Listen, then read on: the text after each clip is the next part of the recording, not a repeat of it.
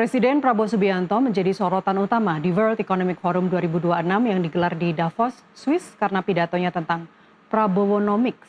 Di hadapan para pemimpin negara, investor global, dan tokoh ekonomi dunia, Prabowo menjelaskan visi ekonomi revolusionernya yang bertujuan meningkatkan pertumbuhan ekonomi Indonesia.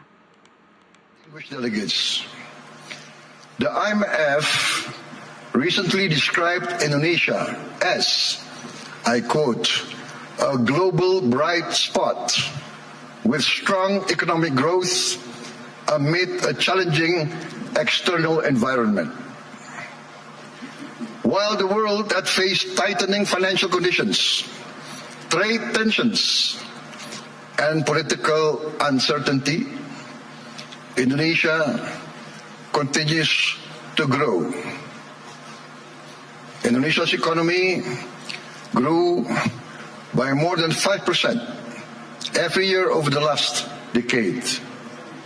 And I'm confident that this year our growth will be higher. Our inflation remains at around 2%. Our government deficit is now kept below 3% of our GDP. International institutions did not praise us because of unfounded optimism. They did so because of evidence. They recognize that Indonesia's economy is resilient. Bagaimana pandangan ekonom terhadap Prabowonomics? Kita bahas bersama narasumber yang sudah hadir di studio sore ini. Ada Wijayanto Samirin, ekonom dari Universitas Paramadina. Terima kasih Pak Wija, macet-macet banjir tapi masih berkenan untuk hadir di NTV Prime. Apa kabar Pak? Kabar baik Mbak Nas.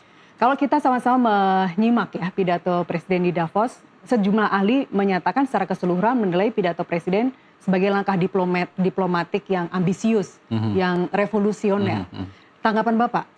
Ya memang terbelah ya.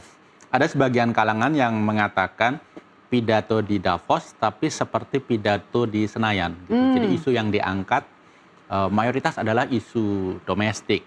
Terlalu dan sangat segmented. detail, kemudian bicara tentang angka yang barangkali komunitas internasional itu tidak aware apa yang disampaikan. Termasuk Prabowonomics?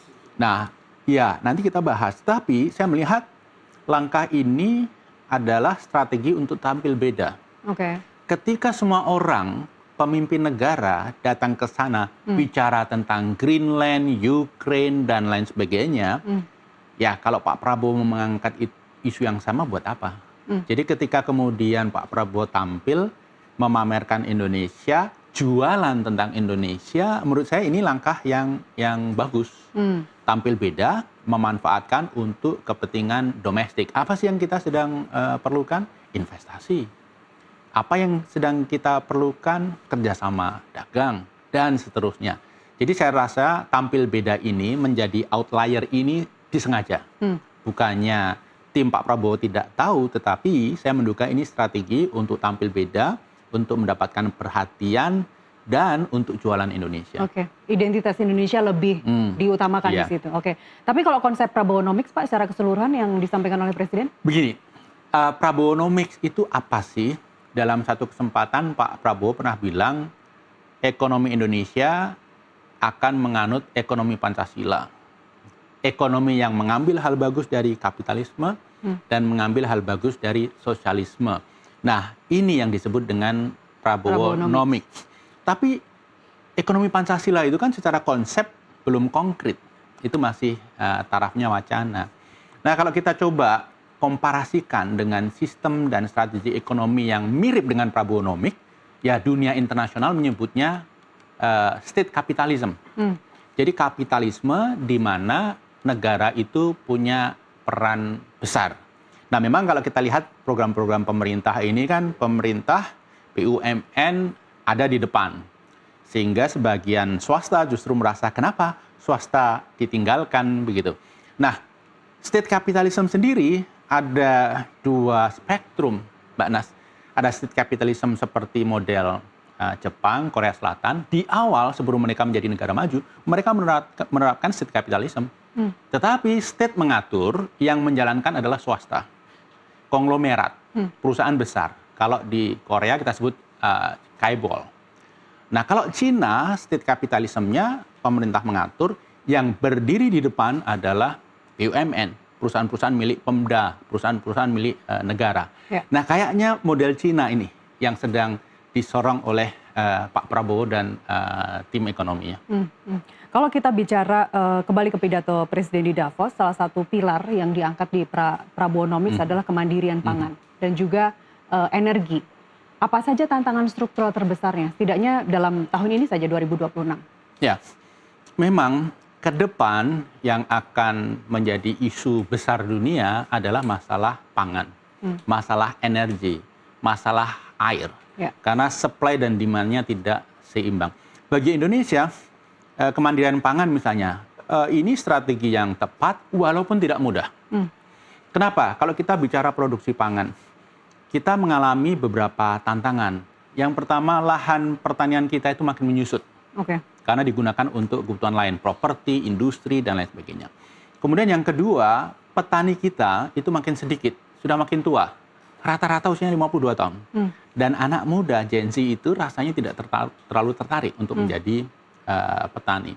Kemudian yang lain, kita juga melihat... Itu baik atau tidak menurut Anda, Pak? Kurang bagus.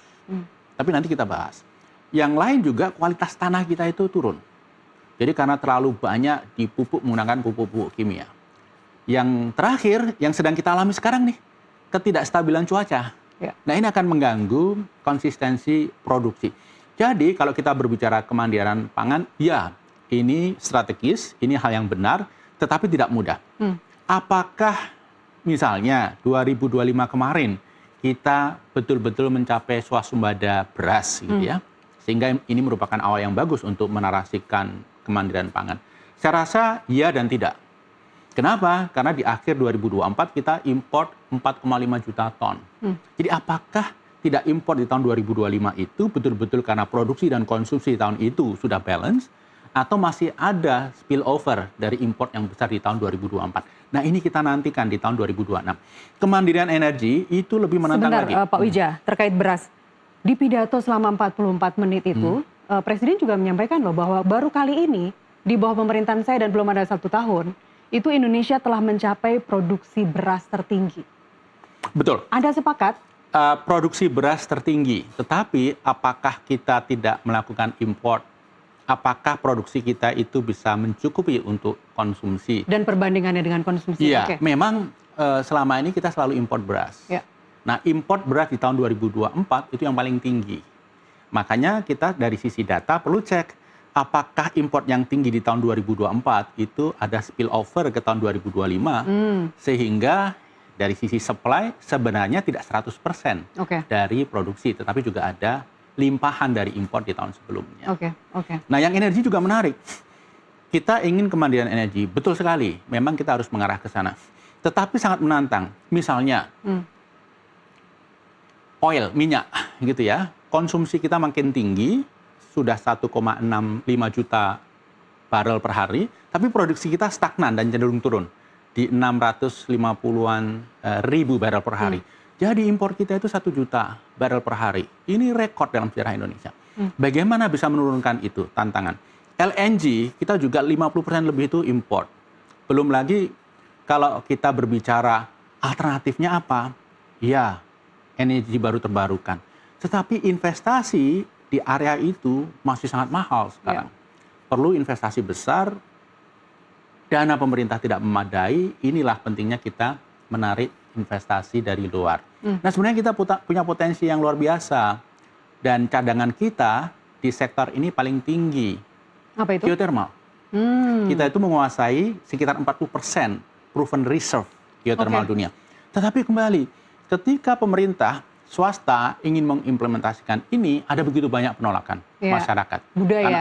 Budaya, ada dampak kepada ketersediaan air tanah dan lain sebagainya. Padahal secara teknologi itu sudah bisa diantisipasi.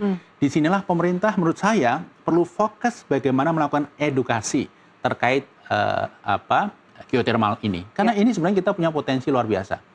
Bagaimana dengan misalnya angin, solar, kemudian biofuel, ya itu layak untuk didorong, tetapi investasinya masih mahal. Apalagi yang terakhir gasifikasi coal, DME. Ya memang kita surplus coal luar biasa, proven reserve kita juga gede. Tapi ini adalah alternatif solusi yang sangat mahal. Ya. Perlu subsidi besar pada saat fiskal kita berat. Jadi Mbak Nas, supaya DME ini, gasifikasi coal ini layak, harga coalnya harus 30 US dollar per ton. Sementara sekarang 100. Apakah sanggup kita akan ke sana? Nah, subsidinya terlalu besar. Saya rasa memang pilihan-pilihan kita itu relatif terbatas. Jadi target kemandirian energi layak untuk di-pursue, didorong terus, tetapi jangan terlalu ambisius. Karena fiskal kita jauh dari memadai. Iya, fiskal kita jauh dari memadai. Nanti kita bahas lebih lanjut terkait fiskal. Tapi kita kembali ke Prabowonomics ini, jadi menurut Anda ini kebijakan yang cenderung proteksionis atau semakin terbuka? Jadi begini, memang ada dua sisi. Kalau kita lihat perdagangan internasional, ini kan Pak Prabowo di antara presiden yang lain ini yang paling agresif membuka kerjasama, free trade agreement. Apakah itu dengan Peru, apakah itu dengan EU SEPA, dengan EU, sudah ada langkah maju, insya Allah pertengahan tahun ini sudah disepakati.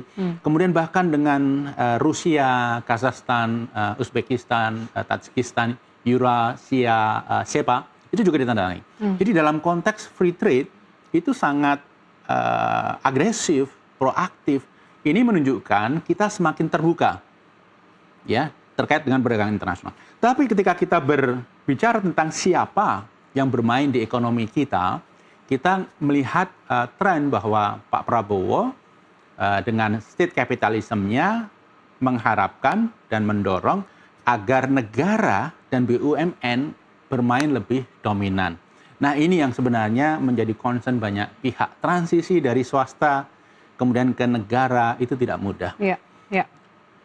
Termasuk kepastian hukum ya Pak Wijaya. Nah, gini. Anda juga seringkali mengatakan bahwa perlunya kepastian hukum untuk mencapai target yang 2.000 triliun investasi. Iya, jadi gini Mbak, kalau kita berbicara Cina, kita berbicara Korea Selatan, kita berbicara Jepang, kenapa state capitalism mereka itu berhasil?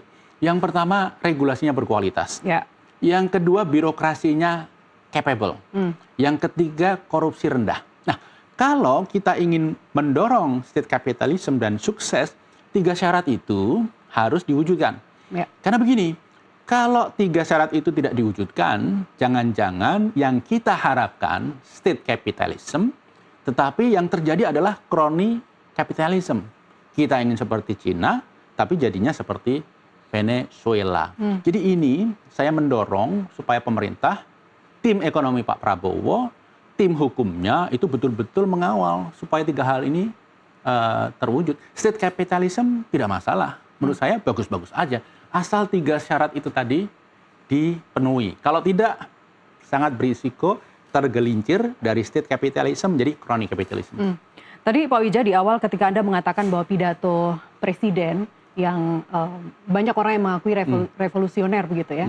Tapi kemudian Davos terasa Jakarta. Karena menunjukkan identitas Indonesia yang bagi sebagian orang yang di luar negeri mungkin tidak mengetahui gitu. Tapi itulah yang dibawa oleh Presiden. Kalau tidak salah 3 sampai 4 kali Presiden juga pernah menyebutkan soal MBG di forum-forum internasional. Di Davos ini sekarang Presiden mengklaim MBG melebihi skala McDonald's. Kemudian di G20 Summit November 2025 kemarin Presiden mengkaitkan dengan ketahanan pangan dan pengentasan kemiskinan. Kemudian di APEC Summit juga Presiden menyoroti MBG sebagai stimulus ekonomi Global South gitu. Menurut Anda apakah program MBG ini, kalau kita tadi bicara soal fiskal, apakah akan berkelanjutan secara fiskal nantinya? Kalau kita lihat dari sisi Pak Prabowo ya ini memang program flagship utama beliau, program terpentingnya. Ya. Bahkan kalau kita lihat Pilpres kemarin, satu agenda yang memenangkan beliau, itu salah satunya makan siang gratis, waktu itu kan namanya makan. Betul. Dan ini menurut saya suatu ide yang revolusioner, walaupun dalam dataran implementasi tertatih-tatih. Kenapa? Terlalu mahal. Dalam kondisi fiskal kita yang sangat terbatas, perlu 335 triliun tahun ini. Ya. Dan kalau misalnya kita berbicara 10 tahun ke depan, kita memasukkan inflasi, total yang akan dikeluarkan 4.000 triliun. ini angka yang besar sekali untuk Indonesia yang dari sisi fiskal sebenarnya sedang tidak longgar. Jadi terkait MBG, saya sepakat, ini program bagus. Tetapi saya mengusulkan sekali lagi kepada pemerintah, melihat fiskal kita yang sangat rentan, ada baiknya MBG dirasionalisasi. Lebih dikecilkan, ditargetkan kepada mereka yang betul-betul membutuhkan. Termasuk juga kebijakan jangan disalurkan ketika libur sekolah. Ya, itu salah satunya. Belajar dari pengalaman saya di Amerika, saya menyekolahkan anak di elementary school di sana, ada freelance program. Freelance program ini hampir seluruh state ada, tetapi bervariasi. Dan yang mengontrol kebijakan itu kota, bukan nasional, kota. Dan diserahkan kepada sekolah. Nah, masing-masing sekolah beda. Mbak, saya sebagai mahasiswa, waktu itu tidak gratis. Saya membayar 50%. Yang kaya membayar 100%, yang betul-betul miskin baru 0%. Nah, kalau kita bisa mencoba menerapkan konsep yang mirip itu, tidak semuanya gratis, saya rasa yang kaya-kaya, yang menengah, itu mau kok membayar. Jadi usulan Anda dikaji lebih ulang efisien. gitu ya? Betul, Dikaji ulang betul. Program bagus, tapi dari sisi implementasi, akan keteteran dan berpotensi mengorbankan program-program yang belum lain. lagi kalau kita sinergikan, Pak. Bicara sinergi antara MBG, kemudian ada cek kesehatan gratis, kemudian hilirisasi industri, di tengah target pertumbuhan ekonomi yang 5 hingga 6%. Ya, saya melihat begini, MBG memang akan mendorong menstimulus pertumbuhan ekonomi. Tapi apakah ini alternatif yang optimal, apalagi maksimal untuk pertumbuhan ekonomi? Saya rasa perlu dikaji, tapi estimasi saya bukan. Kenapa? Karena MBG ini terlalu sentralistis, tidak terlalu melibatkan ekonomi daerah, kemudian ada duplikasi karena mereka yang sebenarnya tidak membutuhkan juga menerima. Jadi dari sisi efektivitas pemanfaatan fiskal itu ada begitu banyak hal yang bisa dilakukan untuk memperbaiki. Tapi target 5 hingga 6% masih realistis hingga apa? Pertumbuhan ekonomi? Pertumbuhan ekonomi. Saya melihat tahun ini akan tumbuh 5%. Untuk tumbuh misalnya 6% itu agak terlalu kata-kata yang pas apa yang tidak menyinggung, terlalu agresif. Terlalu agresif. Kenapa? Situasi yang terjadi di tahun 2025 belum membaik hingga sekarang. Daya beli, kapasitas fiskal, ekonomi global, dan hal-hal lainnya. 5%. Baik, di kesempatan yang sama di Davos, Swiss, Presiden juga kemudian secara langsung bersama beberapa pemimpin negara lainnya menandatangani kesepakatan untuk bergabung di Dewan Keamanan, Dewan Perdamaian yang dibentuk oleh Trump, Board of Peace begitu ya. Tapi ada kesepakatan di situ untuk membayar biaya keanggotaan 1 miliar US dollar. Terkait dengan ini pasti akan menambah beban fiskal. Apakah kita mampu untuk membayar sebesar itu? Saya rasa ini pilihan berat ya, bukan pilihan mudah. Karena begini, Indonesia oleh dunia barat khususnya Amerika itu dipersepsikan agak leaning toward China, Rusia. Jadi ikut bergabung di sini walaupun dengan biaya 1 miliar US dollar, saya rasa ini merupakan strategi Pak Prabowo supaya kita kembali diposisikan di tengah-tengah.